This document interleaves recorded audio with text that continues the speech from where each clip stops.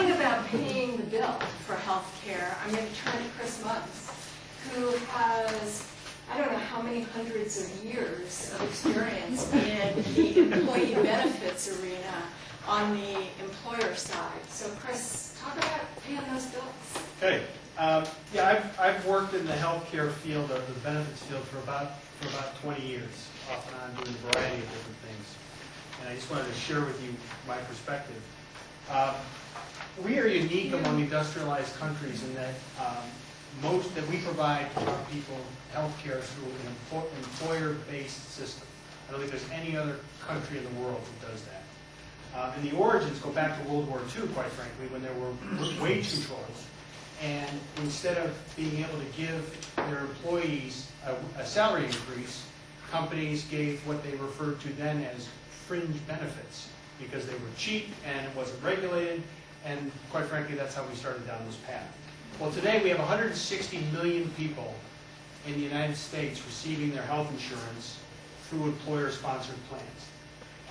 Twice the number that the government is providing. What's a little scary, and it's I think one of the reasons that we need to reform the system is, as you can see from this slide, the numbers are going down significantly among small employers, but quite frankly, what's more scary is it's going down among large employers.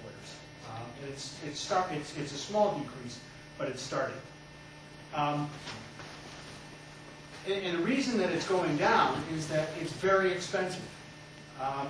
And just to give you some anecdotal information, Starbucks says that they spend more on health care annually than they do on the raw materials that it takes for them to make coffee.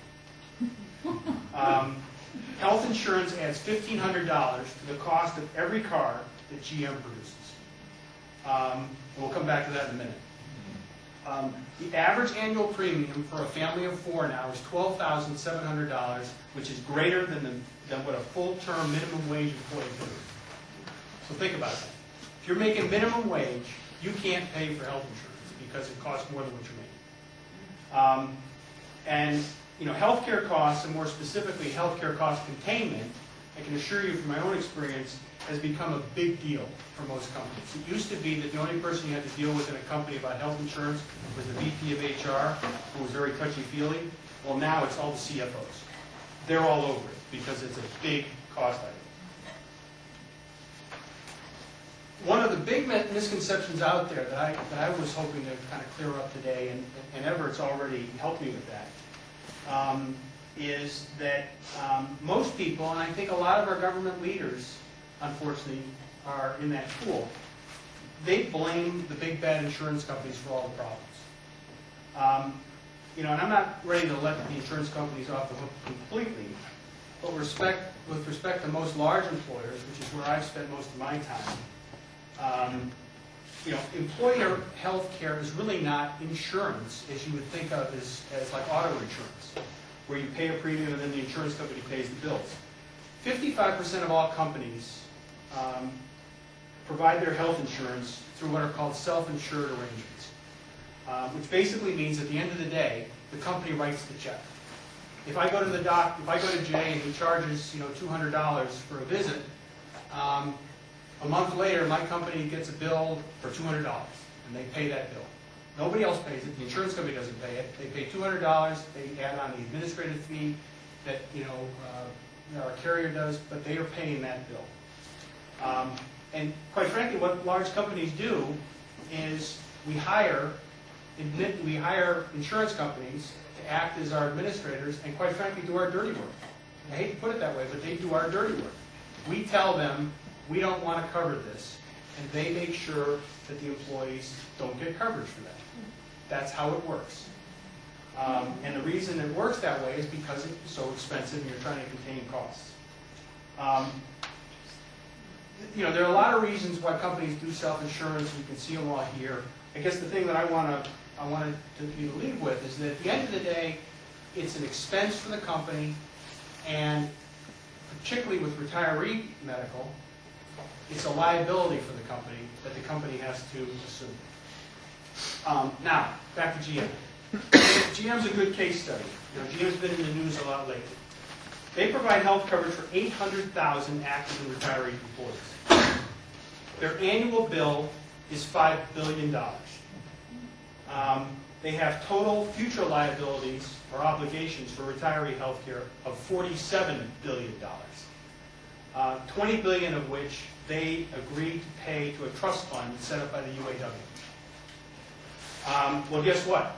As part of the restructuring, GM couldn't pay the bill. So they went to the UAW and they said, you know what? We'll give you stock instead of the $20 billion.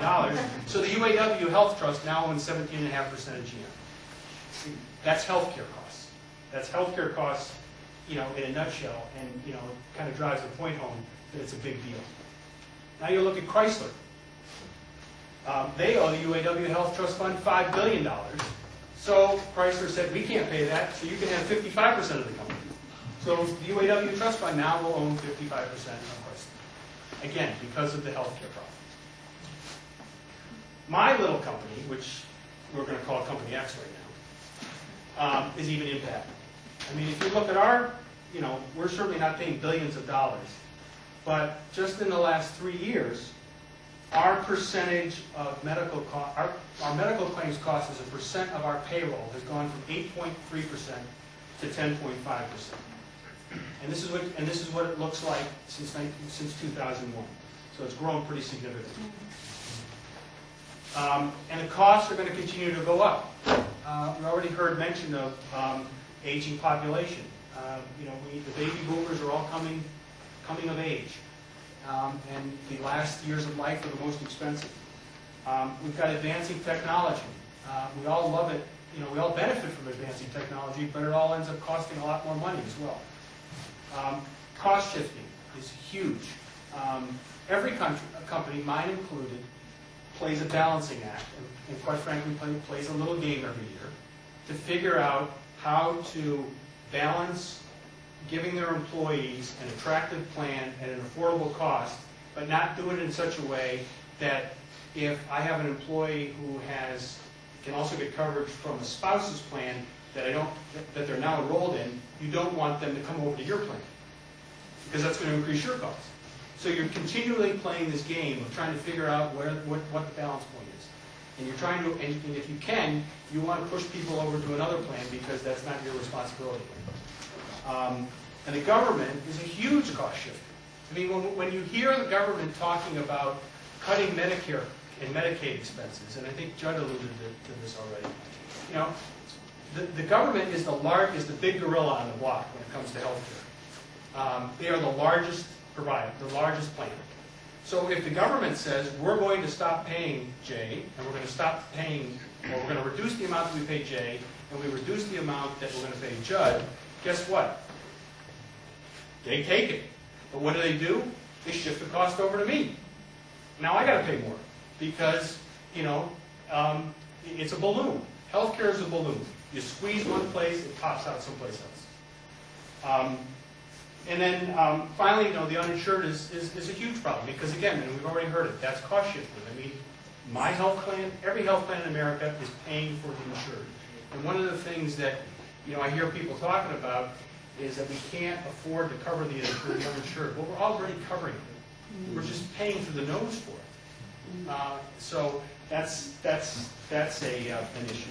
And, and the numbers are scary looking forward. I mean, this, again, is my company.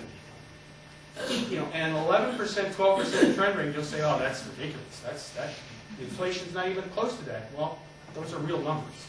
And you can see that by 2014, we could be paying $20,000 per person. Now, why is that? And here's an example of what it means in the Seacoast. This is Infinite Imaging, which is just down the road in Hampton Falls. You can see what he's saying there. I mean, their premiums have gone up 30%.